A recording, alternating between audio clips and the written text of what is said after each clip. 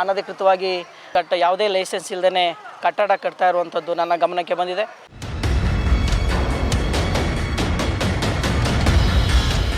ನಮಗೆ ಮಾತ್ರ ಪೂರ್ತಿ ಇಲ್ಲಿನ ಸ್ಥಳೀಯ ಶಾಸಕ ಕೇಸ್ಗಳು ಹಾಕಿದ್ದಾರೆ. ನಮ್ಮ ಹುಡುಗಿಗೆ FIR ಮಾಡಿ ದಲಿತರನ್ನ ದಮನಿ ಸ್ಥಿತಿಗೆ ತೆಗೆದುಕೊಂಡು ಹೋಗುವಂಥದ್ದು.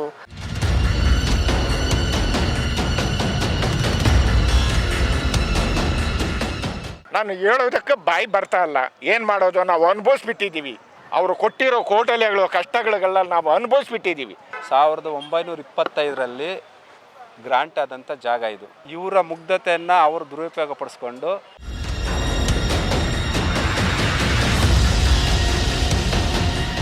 ವಾಮ ಮಾರ್ಗಗಳನ್ನ ಯಾವುದನ್ನು ನಾವು ಮಾಡದೆ ಬರೀ ಕಾನೂನು ಹೋರಾಟನೇ ಮಾಡಿಕೊಂಡು ನಿರಾಶ್ರಿತರಾಗಿ ಕುಂತಿದ್ದೀವಿ ಅಂತ ಹೇಳಲಿಕ್ಕೆ ಇಷ್ಟಪಡ್ತೀವಿ. ಅನುಭವಿಸಿನೋ ನಾವು ಇಷ್ಟು ತೀರಾ ನೊಂದೋಗ್ಬಿಟ್ಟಿದ್ವಿ. ಅದು ಹೇಳೋದಕ್ಕೆ ಸಾಧ್ಯ ಇಲ್ಲ. ಕಣ್ಮುಂದೆನೇ PGಗಳು ಕಟ್ಟಿದ್ದಾರೆ. ಕಟ್ಟಬಾರ್ದಂತೂ ನಾವು BBMPಗೆ ಹೇಳಿದ್ದೀರಿ. ನಕ್ಷೆ ಇಲ್ಲ. ಅಕ್ರಮವಾಗಿ ಅವರ ಪೊಸಿಷನ್ ಕಿತ್ಕೊಂಡು ಅಕ್ರಮ ದಾಖಲೆಗಳನ್ನ ಸೃಷ್ಟಿ ಮಾಡಿ ಮಡಿವಾಳ ಈ ಸರ್ವೆ ನಂಬರಲ್ಲಿ ಬಲ್ಲಾಡ್ರಿಯಲ್ಲಿ ನಮ್ಮ ದಲಿತರಿಗೆ ತುಂಬ ತೊಂದರೆ ಕೊಟ್ಟು. ಬೆಂಗಳೂರು ದೇಶದಲ್ಲಿನ ITBT ನಗರಿ, ಗಾರ್ಡನ್ ಸಿಟಿ ಅಂತೆಲ್ಲ ಖ್ಯಾತಿಯನ್ನ ಗಳಿಸಿದೆ. ಸಾಫ್ಟ್ವೇರ್ ಕಂಪನಿಗಳ ಕಾಶಿ ಎನಿಸಿರುವಂತಹ ಬೆಂಗಳೂರು ಜಾಗತಿಕ ಮಟ್ಟದಲ್ಲಿ ಗುರುತಿಸಲ್ಪಟ್ಟಂತಹ ನಗರಿಯಾಗಿದೆ. ಯಾವಾಗ ಬೆಂಗಳೂರು ಜಗತ್ತಿನಲ್ಲಿ ಅತ್ಯಂತ ವೇಗವಾಗಿ ಬೆಳೆಯುತ್ತಿರುವ ನಗರ ಅಂತ ಹೇಳಿ ಖ್ಯಾತಿಯನ್ನು ಗಳಿಸಿತು, ಅಲ್ಲಿಂದ ಆಚೆಗೆ ಬೆಂಗಳೂರಿನ ಇಂಚಿಂಚು ಭೂಮಿಗೂ ಕೂಡ ಚಿನ್ನದ ಬೆಲೆ ಬಂತು.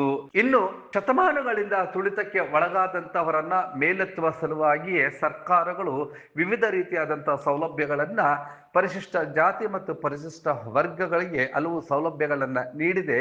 ಅದರಲ್ಲಿ ಯಾರು ಉಳುಮೆಯನ್ನ ಮಾಡ್ಕೊಂಡು ಬರ್ತಿದ್ರು ಅಥವಾ ಊರನ್ನ ಕಾಯ್ತಾ ಇದ್ರು, ಸಮುದಾಯದವರಿಗೆ ಇನಾಮತಿ ಜಮೀನುಗಳನ್ನಾಗಿ ಅವರಿಗೆ ವಿತರಣೆ ಮಾಡಲಾಗಿತ್ತು. ಅಂತಹದ್ದೇ ತೋಟಿ ಇನಾಮತಿ ಜಮೀನು ಬೆಂಗಳೂರಿನ ಹೃದಯ ಭಾಗ ಎನಿಸಿರುವಂತಹ BTM ವಿಧಾನಸಭಾ ಕ್ಷೇತ್ರದ ಮಡಿವಾಳದಲ್ಲಿ ಇಲ್ಲಿನ ಸರ್ವೆ ನಂಬರ್ 100ರಲ್ಲಿ 4 ಎಕರೆ 24 ಗುಂಟೆಯನ್ನ ತೋಟಿ ಇನಾಮತಿ ಜಮೀನಾಗಿದೆ. ಈ ಜಮೀನನ್ನ ಇಲ್ಲಿನ ಪ್ರಭಾವಿಗಳು ಕಬಳಿಸಿದ್ದಾರೆ. ಅಲ್ಲಿ ಕಟ್ಟಡಗಳನ್ನ ನಿರ್ಮಾಣ ಮಾಡಿಕೊಂಡು ತಿಂಗಳಿಗೆ ಸುಮಾರು 2.5 ಕೋಟಿಯಷ್ಟು ಬಾಡಿಗೆಯನ್ನ ಪಡಿತಿದ್ದಾರೆ ಅಂತೇಳಿ ಹಲವು ವರ್ಷಗಳಿಂದ ಹೋರಾಟವನ್ನ ನಡೆಸ್ತಾ ಇರುವ ತೋಟಿ ಇನಾಮತಿ ಸಮುದಾಯದವರು ಪರಿಶಿಷ್ಟ ಜಾತಿ ಮತ್ತು ಪರಿಶಿಷ್ಟ ವರ್ಗಗಳ ವಿಭಾಗಕ್ಕೆ ದೂರನ್ನ ನೀಡಿದ್ರು. ಇದರ ಅನ್ವಯ ಈ ಒಂದು SC/ST ಸೆಲ್ನಿಂದ ಬಂದು ಅಧಿಕಾರಿಗಳು ಪರಿಶೀಲನೆಯನ್ನ ನಡೆಸಿದ್ರು. ಮೇಲ್ನೋಟಕ್ಕೆ ಇದು ತೋಟಿ ಇನಾಮತಿ ಜಮೀನಾಗಿದೆ ಅಂತ ಕೂಡ ಅಧಿಕಾರಿಗಳು ಒಪ್ಪಿಕೊಂಡ್ರು. ಆದ್ರೆ ಇಲ್ಲಿನ ಕೆಲ ಪ್ರಭಾವಿಗಳಿಂದ ಆ ಜಮೀನನ್ನ ಮೂಲ ವಂಶಸ್ಥರಾದಂತಹ ಆ ಒಂದು ಮುನಿಯಪ್ಪನವರ ಕುಟುಂಬಕ್ಕೆ ಕೊಡಿಸೋದಕ್ಕೆ ಸಾಧ್ಯ ಆಗ್ತಿಲ್ಲ. ಇವತ್ತು 7 ತಲೆಮಾರುಗಳಿಂದಲೂ ನಾವು ಹೋರಾಟವನ್ನ ನಡೆಸ್ತಾ ಇದ್ದೇವೆ. 1925ರಲ್ಲಿ ಕೊಟ್ಟಂತ ತೋಟಿ ಇನಾಮತಿ ಜಮೀನನ್ನ ಅಕ್ರಮವಾಗಿ ಕಬಳಿಸಿಕೊಂಡಿದ್ದಾರೆ ಅಂತೇಳಿ ಆ ಒಂದು ಕುಟುಂಬದವರು ತಮ್ಮ ಅಳಲನ್ನ ಅಧಿಕಾರಿಗಳ ಮುಂದೆ ತೋಡ್ಕೊಂಡ್ರು. ಮಾಧ್ಯಮಗಳ ಮುಂದೆಯೂ ಕೂಡ ತಮ್ಮ ಅಸಹಾಯಕತೆಯನ್ನ ಬಿಚ್ಚಿಟ್ರು. ಈ ಒಂದು ಸಂದರ್ಭದಲ್ಲಿ ಈ SC/ST ಸೆಲ್ನಿಂದ ಅಂದ್ರೆ ಪರಿಶಿಷ್ಟ ಜಾತಿ ಮತ್ತು ಪರಿಶಿಷ್ಟ ವರ್ಗಗಳ ಆಯೋಗದಿಂದ ಬಂದಿದ್ದಂತ ಅಧಿಕಾರಿಗಳು ಸ್ಥಳ ಪರಿಶೀಲನೆಯನ್ನ ಮಾಡಿದ್ರು. ಕೆಲ ಇಲಾಖೆಗಳ ಅಧಿಕಾರಿಗಳು ಬಂದಿದ್ರು. ಇನ್ನು ಕೆಲ ಇಲಾಖೆಯ ಅಧಿಕಾರಿಗಳು ಬೇಕಂತಲೇ ಗೈರಾಗಿದ್ರು. ಅದನ್ನು ಕೂಡ ಮನಗಂಡಂತಹ ಅಧಿಕಾರಿಗಳು ಅವರ ಮೇಲೆ ಕಾನೂನು ಕ್ರಮಕ್ಕೂ ಕೂಡ ಸೂಚಿಸ್ತೇವೆ ಅಂತ ತಿಳಿಸಿದ ಆ ಎಲ್ಲ ದೃಶ್ಯಗಳನ್ನ ನೋಡೋಣ ಬನ್ನಿ. ಅವಾಗಲಿಂದ ಈ ಥರ ಎಲ್ಲ ಆದಾಗ ಮಧ್ಯದಲ್ಲಿ ಆ ಥರ ಇಲ್ಲಿ ಕೋರ್ಟ್ ಹೋಗಿ ಯಾರೋ ಇವರು ಜನಾಂಗದವರು ಊರ ಕಡೆಯಿಂದ ಏನಾದರೂ ಅವ್ರಿಗೆ ಮಾರಾಟ ಆಗಿದೆ ಆಘಾತರಾದಿಗಳ ಮೇಲೆ ಕೋರ್ಟಲ್ಲಿ ಅವ್ರು ಯಾರಿದ್ದಾರೋ ಕೆಲವೊಬ್ಬರು ಅವ್ರು ಹೋಗಿ ನಮ್ಮಲ್ಲೇ ಸ್ಟೇ ತೊಗೊಂಡ್ಬಂದಿದ್ದಾರೆ. ನಮ್ಗೆ ಅವ್ರ ಕಡೆಯಿಂದನೂ ಒಂದು ಇಂಜೆಕ್ಷನ್ ಆರ್ಡರ್ ಆಗಿದೆ. ಅದಾದಮೇಲೆ ಇವರು ಕೂಡ ಈ ಜಾಗ ಇಲ್ಲೇನು ಬ್ಲೂ ಶೀಟಲ್ಲಿ ಇದಾಕಿದಾರೋ 25 ಗುಂಟೆ ಜಾಗಕ್ಕೆ ಆ ಜಾಗಕ್ಕೂ ಕೂಡ ನಮಗೆ ಇಂಜೆಕ್ಷನ್ ಆರ್ಡರ್ ಇದೆ. ಸೊ ನಾವು ಇಂಟರ್ಫಿಯರ್ ಆಗಬಾರ್ದು ಅಂತ RFI ಮೇಲೆ ಮತ್ತೆ ಅಪೀಲ್ ಆಗ್ತಿದೆ. ಇರೋದ್ರಿಂದ ಅಲ್ಲಿ ಮಧ್ಯಕ್ಕೆಲ್ಲ ಬರ್ತದೆ ಸ್ವಲ್ಪ ಡಯಾಗ್ನಲ್ ಆಗಿ ನಾವು ಈ ರೋಡಲ್ಲಿ ಬಂದು ಡಯಾಗ್ನಲ್ ಆಗಿ ಬರ್ತದೆ. ಈ ಪೋರ್ಷನ್ ಬರ್ತದೆ ಸರ್, ಅದು ಫಿಕ್ಸ್ ಮಾಡ್ತಾ ಎಕ್ಸೆಪ್ಟ್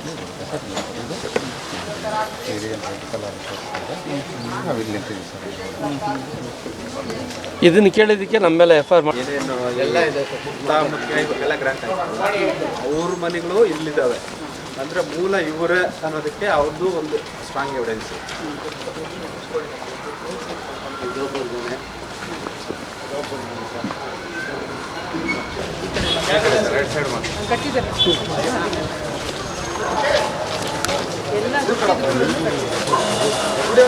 ಇಲ್ಲಿಗೆ sir visa number 1, visa number 2, visa number 3 sir.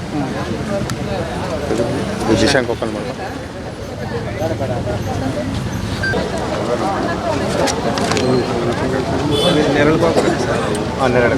ದೇವಸ್ಥಾನ ಸರ್ ಮೊನ್ನೆ ಕೆಲಸ ಸ್ಟಾಪ್ ಮಾಡೋಕೆ 25 ಕೋಟಿ ಆರ್ಡರ್ ಆಗಿದೆ. ಕೋಟಿಗೆ ನಮ್ಮ ಕಡೆ ಆಗಿದೆ. ತಡೆ ಆಗಿದೆ. ಒಂದು ಬೋರ್ಡ್ ಇದೆ. ಒಳಗಡೆ ಬರ್ತಾ ಇತ್ತು. ಹೌದು, ಹೇಳಿ ಕೇಳಿ ಬೆಂಗಳೂರಿನ ಪ್ರತಿಷ್ಠಿತ ವಿಧಾನಸಭಾ ಕ್ಷೇತ್ರ BTM ವಿಧಾನಸಭಾ ಕ್ಷೇತ್ರ. ಈ ಒಂದು ಕ್ಷೇತ್ರದಲ್ಲಿ ಮಡಿವಾಳ ಎನ್ನುವಂತ ಹೃದಯ ಭಾಗದಲ್ಲಿ ಸರ್ವೆ ನಂಬರ್ 100ರಲ್ಲಿನ ಈ ಒಂದು 4 ಎಕರೆ 24 ಗುಂಟೆ ಜಮೀನು ತೋಟಿ ಇನಾಮತಿ ಜಮೀನಾಗಿದೆ. ಇಲ್ಲಿ ವ್ಯವಸ್ಥಿತವಾಗಿ ಒಂದಷ್ಟು ಪ್ರಭಾವಿಗಳು ನಕಲಿ ದಾಖಲಾತಿಗಳನ್ನ ಸೃಷ್ಟಿ ಮಾಡಿಕೊಂಡು ಈ ಜಮೀನನ್ನ ಕಬಳಿಸಿದ್ದಾರೆ. ಅಲ್ಲಿ ಅಕ್ರಮವಾಗಿ ಕಟ್ಟಡಗಳನ್ನು ಕೂಡ ನಿರ್ಮಾಣ ಮಾಡಿದ್ದಾರೆ. ಹೋಟೆಲ್ಗಳನ್ನ, ಅಂಗಡಿಗಳನ್ನ, PGಗಳನ್ನ ಎಲ್ಲವೂ ಕೂಡ ಕಮರ್ಷಿಯಲ್ ಕಾಂಪ್ಲೆಕ್ಸ್ಗಳನ್ನ ನಿರ್ಮಾಣ ಮಾಡಿ ಬಾಡಿಗೆಗೆ ನೀಡಿದ್ದಾರೆ ಅಂಥೇಳಿ ಈ ಒಂದು ತುಳಿತಕ್ಕೆ ಒಳಗಾದಂತ ಸಮುದಾಯದವರು ವಿವರಿಸಿದ್ದು ಹೀಗೆ. ದೊಡ್ಡ ಮುನಿಗ, ಚಿಕ್ಕ ಮುನಿಗ, ಮುತ್ತಾಬಿನ್ ಮೊಳಿಯ ಅಂತ ಮೊಳಿಯ ಇದು ಮೊಳಿಯ ಚಿಕ್ಕ ಮೊಳಿಗ ಚಿಕ್ಕ ಮುನಿಗ ಬಿನ್ ಗುಂಡ, ಇಲ್ಲ ಮೊಳಿ ಅಂತ ಚಿಕ್ಕ ಮುನಿಗ ಬಿನ್ ಗುಂಡ ಸರ್. ಗುಂಡ 3 ಜನಕ್ಕೆ 60 ಆವಾಗಲೇ ನಿಮ್ಮ ಹತ್ರ ಇದೆಯಾ? ಇದೆ ಸರ್. ಇದೆ ಸರ್. 1929ರಲ್ಲೇ ಬೆನಿಫಿಟ್ ಆಗಿರೋದು ಕಾಪಿನೂ ಕೊಡ್ತೀನಿ ಸರ್. ಅದು ನೋಡಿ ನಿಮ್ಮ ಇದನ್ನು ಪ್ರಕಾರ ತೋರಿಸಿ ನೋಡಬೇಕು. ಯಾಕಂದ್ರೆ ನಾವು ಈ ಜಾಗಕ್ಕೆ ಫಸ್ಟ್ ಟೈಮ್ ನಮ್ಮ ಜೊತೆ ಬಂದಿರೋದ್ರಿಂದ, ಯಾಕಂದರೆ ಎಲ್ಲ ಡೆವಲಪ್ ಆಗಿರೋದ್ರಿಂದ ಇಲ್ಲಿ ಸರ್ ಈಗ ಹಳಬರು ಇಲ್ಲಿದ್ದಾರೆ. ಒಂದು ನಿಮಿಷ ನಾನು ಹೇಳ್ಬಿಡ್ತೀನಿ, ನೋಡೋಣ ಇಲ್ಲ ಅಂತ ಸರ್ ಕೇಳಿದ್ದಕ್ಕೆ ಎಲ್ಲ ಬಿಲ್ಡಪ್ ಆಗಿರೋದ್ರಿಂದ ಸರ್ ರೆವಿನ್ಯೂ ಅಸ್ತಿತ್ವ ಯಾವುದೂ ಇಲ್ಲ ಸರ್. ಈಗ ಇದರಲ್ಲಿ ಮಡಿವಾಳದಲ್ಲಿ ಆಲ್ರೆಡಿ ರೆವಿನ್ಯೂ ಸರ್ವೆ ಕಳೆದಿದೆ ಅಂತ ಅರ್ಧ ಸರ್ವೆ ನಂಬರ್ಗಳನ್ನು ಗ್ರಾಮನ ಕಾಯ್ದೆ ಪ್ರಕಾರ ಅರ್ಧ ಸರ್ವೆ ನಂಬರ್ಗಳನ್ನು ನಮ್ಮಲ್ಲೇ ಸಿಟಿ ಸರ್ವೆ ಅಂತ ಬರ್ತದೆ. ಆ ವ್ಯಾಪ್ತಿಗೆ ಕಳೆದಿದ್ರೆ ಈ ನಂಬರು ನಮ್ಮ ರೆವಿನ್ಯೂ ಇದರಲ್ಲೇ ಇದೆ. ಬಟ್ ಇದೆಲ್ಲ ಸುತ್ತಲೂ ಸಿಟಿ ಡೆವಲಪ್ ಆಗಿರೋದ್ರಿಂದ ಈಗ ಸಡನ್ನಾಗಿ ಬೌಂಡ್ರಿ ನಾವು 100% ತೋರ್ಸೋಕ್ಕಾಗಲ್ಲ ಸರ್. ಒಂದು ಅಂದಾಜಿಗೆ ನಾನು ತೋರಿಸ್ತೀನಿ. ಅಷ್ಟು ಅಂದಾಜು ಇದ್ರ ಪ್ರಕಾರ ಒಂದು ಅಂದಾಜು ಎಲ್ಲೆಲ್ಲಿಂದ ಸರ್ವೆ ನಂಬರ್ 100ರಲ್ಲಿ ನಮ್ಮ ತಾತನವರು ಮಾಡಿದ್ರು, ನಮ್ಮ ತಾತನವರು ಹೋದರು, ನಮ್ಮ ತಂದೆ, ನಮ್ಮ ಚಿಕ್ಕಪ್ಪ, ನಮ್ಮ ದೊಡ್ಡಪ್ಪ ಎಲ್ಲರೂ ಮಾಡಿದ್ರು, ಅವರು ಹೋದರು. ಆದರೆ ನಮಗೆ ಮಾತ್ರ ಪೂರ್ತಿ ಇಲ್ಲಿನ ಶಾಸಕ, ಸ್ಥಳೀಯ ಶಾಸಕ ಕೇಸ್ಗಳು ಹಾಕಿದ್ದಾರೆ ನಮ್ಮ ಹುಡುಗರ ಮೇಲೆ. ಬೇಕಾದ್ರೆ ಕೇಳಿ, ಕೇಸ್ಗಳು ಹಾಕಿದ್ದಾರೆ. ನಾವು ಕೇಸ್ಗಳಿಗೆ ಓಡಾಡೋದು, ಇಲ್ಲಿ ಇದು ಮಾಡೋದು. ನಾವು ಕೇಸ್ಗಳಿಗೆ ಓಡಾಡಿದ್ರೆ ಇವರು ಕಟ್ಟಡಗಳ ನಿರ್ಮಾಣ ಮಾಡ್ಕೊಂಡಿದ್ದು. ಈ ಥರ ಮಾಡಿಬಿಟ್ಟು ನಾವು ಆವಾಗಲಿಂದ ಹಿಂಗೆ ಇದ್ದೀವಿ. ನಮಗೇನೆಂದರೆ ಈಗ ನಾವೂ ನಮ್ಮ ತಾತನವರು ಹೋದರು, ನಮ್ಮ ತಂದೆಯವ್ರುಗಳು ಹೋದರು, ನಮ್ಮ ಚಿಕ್ಕಪ್ಪ ದೊಡ್ಡಪ್ಪ ಎಲ್ಲರೂ ಹೋದರು. ಇವಾಗ ನಾವೂ ಹೋಗ್ಬಿಡ್ತೀವಿ ಅಂದ್ಬಿಟ್ಟು ನಾವು ಭರವಸೆ ಬಿಟ್ಬಿಟ್ಟಿದ್ದೀವಿ. ಆದರೆ ಈಗ ಏನೋ ಆಯೋಗದವರು ದಯವಿಟ್ಟು ಬಂದಿರೋದ್ರಿಂದ ನಮಗೊಂದೇನೋ ಒಂದು ಸ್ವಲ್ಪ ಆಸೆ ಹುಟ್ಕೊಂಡಿದೆ. ದಯವಿಟ್ಟು ಇದು ನಾನು ಹೇಳೋದಕ್ಕೆ ಬಾಯಿ ಬರ್ತಾ ಇಲ್ಲ. ಏನು ಮಾಡೋದು, ನಾವು ಅನುಭವಿಸ್ಬಿಟ್ಟಿದ್ದೀವಿ. ಅವರು ಕೊಟ್ಟಿರೋ ಕೋಟಲೆಗಳು, ಕಷ್ಟಗಳೆಲ್ಲ ನಾವು ಅನುಭವಿಸ್ಬಿಟ್ಟಿದ್ದೀವಿ. ಅನುಭವಿಸಿನೂ ನಾವು ಇಷ್ಟು ತೀರಾ ನೊಂದೋಗ್ಬಿಟ್ಟಿದ್ವಿ. ಅದು ಹೇಳೋದಕ್ಕೆ ಸಾಧ್ಯ ಇಲ್ಲ. ದಯವಿಟ್ಟು ಆಯೋಗದವ್ರಿಗೆ, ಸರ್ಕಾರಕ್ಕೆ, ಪ್ರತಿಯೊಬ್ಬರಿಗೂ ನಾನು ವಿನಂತಿ ಮಾಡ್ಕೊಳೋದೇನೆಂದರೆ, ನಮ್ಮ ಜಮೀನು ಬೇರೆ ಯಾರ್ದು ಇಲ್ಲ, ಚಿಕ್ಕಮನೆಯಪ್ಪನವರ ಆಸ್ತಿ, ನಮ್ಮ ಜಮೀನು ಸರ್ವೆ ನಂಬರ್ 100 ನಮ್ಮ ಜಮೀನು ನಮಗೆ ಬಿಟ್ಟು ಕೊಟ್ಟರು. ಅದು ತೋಟಿ ಇನಾಮತಿ ಜಾಗ. ದಯವಿಟ್ಟು ನಮಗೆ ಬಿಟ್ಟು ಕೊಟ್ಟರೆ ನಮ್ಮ ಮಕ್ಕಳು ಮರಿಗಳು, ನಾವಾದರೂ ಹೋಗ್ಲಿ, ನಮ್ಮ ಮಕ್ಕಳು ಮರಿಗಳಾದರೂ ಬದುಕೊಂತಾರೆ ಅಂದ್ಬಿಟ್ಟಿದೆ. ನಾವು ಇಷ್ಟು ವಿನಂತಿ ಮಾಡ್ಕೊಳ್ತಾ ಇದ್ದೀನಿ. ಜಾಗ ಆಮೇಲೆ ನೀವು PDA ಅಕ್ವಿಸಿಷನ್ ಮಾಡ್ಕೊಂಡ್ರೆ ಅವ್ರ ಪರಿಹಾರ ಇಲ್ಲ. ಯಾರು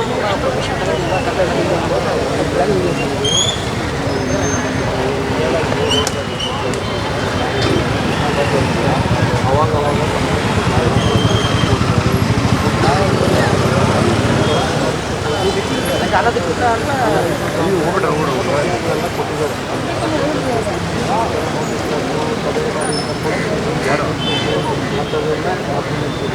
ಅವಾಗಿಂದ ಈ ಥರ ಎಲ್ಲ ಆದಾಗ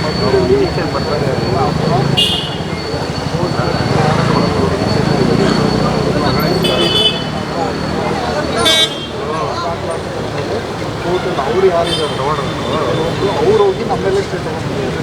ನಮ್ಗೆ ಅವ್ರ ಕಡೆಯಿಂದಲೇ ಒಂದು ಅದಾದಮೇಲೆ ಇವರು ಕೂಡ ಈ ಜಾಗ ಇಲ್ಲೇನು ನಿರಾಕಿದಾರೋ 25 ಗುಂಟೆ ಆ ಜಾಗಕ್ಕೂ ಕೂಡ ನಮಗೆ ಈ ಒಂದು ಕಟ್ಟಡಗಳನ್ನ ನೀವು ನೋಡ್ತಾ ಇದ್ರೆ ಕೋಟ್ಯಾಂತರ ರೂಗಳ ಬಾಡಿಗೆ ಬರ್ತಾ ಇರುವಂತದ್ದು. ಅದು ಹೇಳಿ ಕೇಳಿ ಮಡಿವಾಳದಲ್ಲಿ 1 ಅಡಿ ಜಮೀನಿಗೆ 25,000 ರೂಗಳಿಗೂ ಮೇಲ್ಪಟ್ಟಂತ ಬೆಲೆಯನ್ನ ಹೊಂದಿದೆ. ಇಂತಹ ಜಮೀನನ್ನ ಕಬಳಿಸ್ಕೊಂಡಂತಹ ಈ ಭೂ ಕಬಳಿಕೆದಾರರು ಇಲ್ಲಿ ವ್ಯವಸ್ಥಿತವಾಗಿ ಈ ಜಮೀನನ್ನ ಲಪಟಾಯಿಸಿದ್ದಾರೆ ಮತ್ತು ಅಸಹಾಯಕರಾದಂಥ ಇವರ ಮೇಲೆ ದಬ್ಬಾಳಿಕೆ, ದೌರ್ಜನ್ಯ ಮತ್ತು ಅವರ ಮೇಲೆ ಕಂಪ್ಲೇಂಟ್ಗಳನ್ನು ನೀಡಿ ಹೋರಾಟಕ್ಕೆ ಬಾರದಂತೆ ತಡೀತಿದ್ದಾರೆ ಅಂತ ಹೇಳಿ ಕೂಡ ಇಲ್ಲಿನ ಆ ಒಂದು ತುಳಿತಕ್ಕೆ ಒಳಗಾದಂಥ ಸಮುದಾಯದವರು, ಜಮೀನನ್ನು ಕಳ್ಕೊಂಡಂತಹವರು ತಮ್ಮ ಅಸಹಾಯಕತೆಯನ್ನು ಬಿಚ್ಚಿಟ್ಟಿದ್ದು ಹೀಗೆ. ಇದನ್ನು ಉನ್ನತ ಅಧಿಕಾರಿಗಳಿಗೆ ಮತ್ತು ಸರ್ಕಾರದ ಗಮನಕ್ಕೆ, ನಮ್ಮ ಮಾನ್ಯ ಅಧ್ಯಕ್ಷರ ಗಮನಕ್ಕೆ ತಂದು ಇಲ್ಲಿಯ ನಿವಾಸಿಗಳಿಗೆ ಏನು ಪರಿಹಾರ ಕೊಡಿಸ್ಕೊಡ್ಬೇಕು ಅನ್ನುವಂಥದ್ದನ್ನ ನಾನು ತೀರ್ಮಾನ ಮಾಡ್ತೇನೆ. ಹಾಗೆಯೇ ಇಲ್ಲಿ ಅನಧಿಕೃತವಾಗಿ ಯಾವುದೇ ಲೈಸೆನ್ಸ್ ಇಲ್ಲದೇ ಕಟ್ಟಡ ಕಟ್ತಾ ಇರುವಂಥದ್ದು ನನ್ನ ಗಮನಕ್ಕೆ ಬಂದಿದೆ.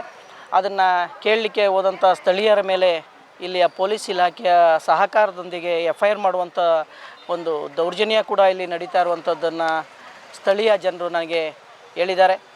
ಇದು ಭಾಳ ಶೋಚನೀಯ ವಿಚಾರ. ಆ ರೀತಿ ಆಗಬಾರ್ದು.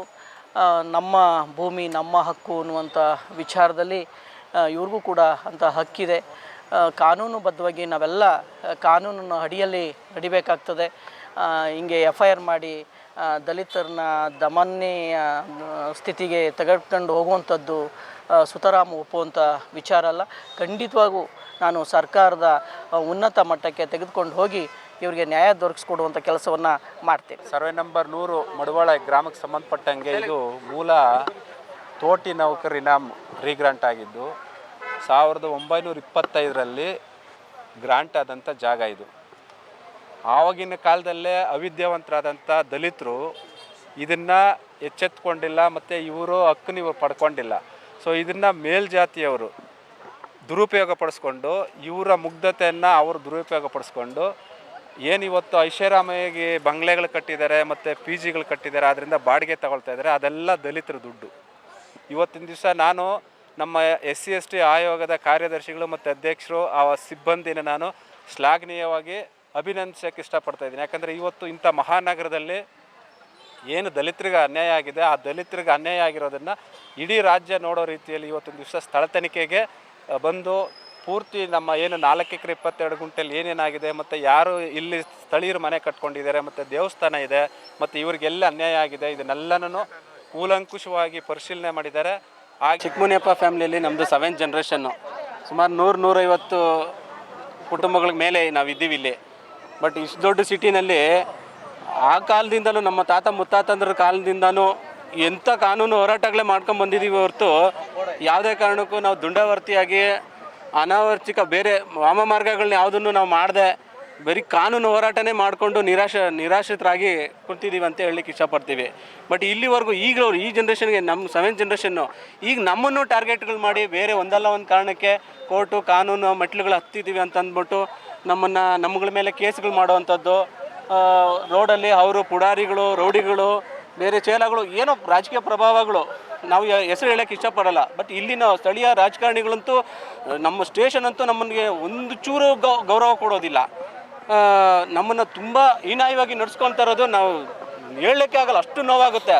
ಬಟ್ ಇವತ್ತಿನ ದಿನ ದಲಿತ ವರ್ಗಗಳಿಗೆ, ಹಿಂದುಳಿದ ವರ್ಗಗಳಿಗೆ ನಮ್ಮ ಆಯೋಗ ಅಂತ ವ್ಯವಸ್ಥೆಗಳು ತುಂಬ ಚೆನ್ನಾಗಿ ನಮ್ಮನಿಗೆ ಸಹಾಯ ಮಾಡುತ್ತೆ ಅನ್ನೋ ಒಂದು ಭರವಸೆ ಎಲ್ಲೋ ಒಂಚೂರು ಇಟ್ಕೊಂಡಿದ್ದೀವಿ. ಒಂದ್ಸಲಿ ಗ್ರ್ಯಾಂಟ್ ಆದರೆ ರೀಗ್ರ್ಯಾಂಟ್ ಎಲ್ಲಿ ಬರುತ್ತೆ? ಸುಪ್ರೀಂ ಕೋರ್ಟಲ್ಲೆಲ್ಲ ಗ್ರ್ಯಾಂಟ್ ಆದ್ಮೇಲೆ ರೀಗ್ರ್ಯಾಂಟ್ ಬಂದಿರೋದು ಇದೆಯಾ? ಒಂದು ಆರ್ಡ್ರ್ ಕಾಪಿ ತೊಗೊಬನ್ನಿ, ನಾವು ನಾಳೆ ಜಾಗ ಬಿಟ್ಟು ಹೋಗ್ತೀವಿ. ರೀಗ್ರ್ಯಾಂಟೇ ಬರಲ್ಲ. ಇವರು ಬಲಾಢ್ಯರು ಮತ್ತು ರಾಜಕೀಯ ಬಲಗಳು ಉಪಯೋಗಿಸ್ಕೊಂಡು ದಲಿತರ ಮೇಲೆ ಅಲ್ಲೇ ನಡೆಸ್ತಾ ಇದ್ದಾರೆ. ಶಾಶ್ವತ ತಡೆಯಾಜ್ಞೆ ಅಂದರೆ ಅರ್ಥ ಏನು ಸ್ವಾಮಿ? ನಮ್ಮ ಜಾಗಕ್ಕೆ ಇವ್ರು ಯಾರು ಬರೋಕ್ಕೆ? ಇಲ್ಲಿ ನೋಡಿ, ನೀವೇ ನೋಡಿ, ಕಣ್ಮುಂದೆನೇ ಪಿ ಜಿಗಳು ಕಟ್ಟಿದ್ದಾರೆ. ಕಟ್ಟಬಾರ್ದಂತೂ ನಾವು BBMPಗೆ ಹೇಳಿದ್ದೀರಿ. ನಕ್ಷೆ ಇಲ್ಲ, ನಕ್ಷೆ ಇಲ್ದಿರೋ ಬಿಡ್ತಾರ? ಏನಂತಾರೆ ಈಗ ಡಿ ಕೆ ಶಿವಕುಮಾರ್ ಅವರು? ಹೈಕೋರ್ಟು ಸರ್ಕ್ಯುಲರ್ ಏನು ಹೇಳುತ್ತೆ? ಯಾವುದೇ ಒಂದು ನಕ್ಷೆ ಇಲ್ಲ ಅಂದರೆ ಡೆಮಾಲಿಷನ್ ಮಾಡು ಅಂತಾರೆ. ಯಾಕೆ ನೀವು ಮಾಡ್ತಾ ಇಲ್ಲ? ಅವ್ರಿಗೊಂದು ನ್ಯಾಯ, ನಮಗೊಂದು ನ್ಯಾಯನಾ? ಕೋರ್ಟಲ್ಲಿ ತಡೆಯಾಜ್ಞೆ ಇದೆ, ಆದ್ರೂ ಕಣ್ಮರೆಸ್ತಾ ಇದ್ದೀರಾ. ಈಗ ಡೆಮಾಲಿಷನ್ ಮಾಡ್ಬೇಕು, GB ಅವ್ರು ಬರ್ತಾ ಇಲ್ಲ. ಯಾಕೆ ಬರ್ತಾ ಇಲ್ಲ?